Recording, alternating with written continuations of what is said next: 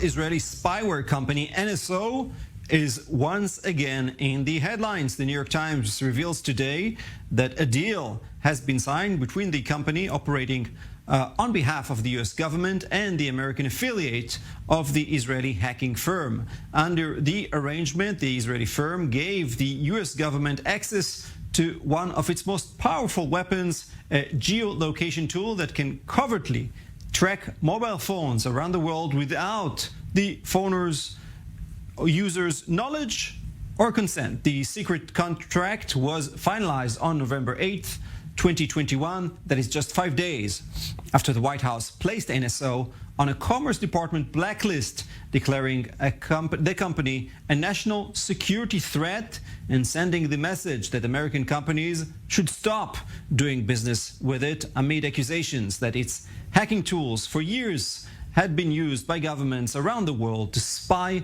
on political dissidents, human rights activists, and journalists. Now, for more on this story, I24 News Tech and Science correspondent Ariel Levin-Waldman joins me in studio. Ariel, what more do we know about this secret deal and the timing of it?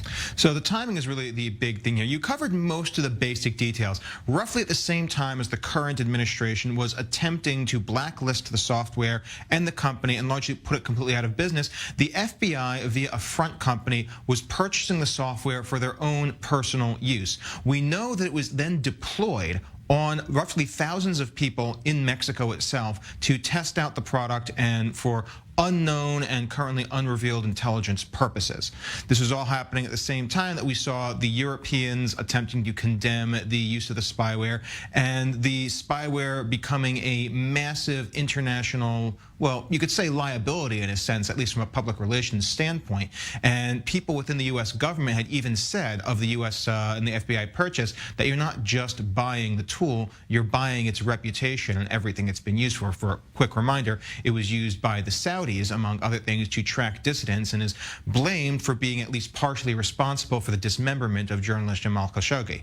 So that is the basic framework that the backdrop, I should say, that this was happening at. But at the same time, it should come as very little surprise that the United States was engaging this activity. It could cynically be looked at as a way for the United States to attempt to acquire it while also monopolizing its access to the tool to discourage other nations or sales to other partners, because the United States does in fact have a very serious history of using its own spyware and intelligence apparatuses for exactly this purpose, to observe its own citizens, of course, the most famous being the Snowden leaks about the NSA. But that is, of course, the backdrop. Now, where things get really interesting is we're learning about this at the exact same time that the US government is undergoing yet another push to ban encryption and privacy tools. We're talking about the Restrict Act, which is working its way through Congress right now, and could smack somebody with a 20-year prison sentence or a $1 million fine for using privacy software such as a VPN network. So keep in mind that this is happening at the same time the United States is saying if you're trying to protect yourself from spying,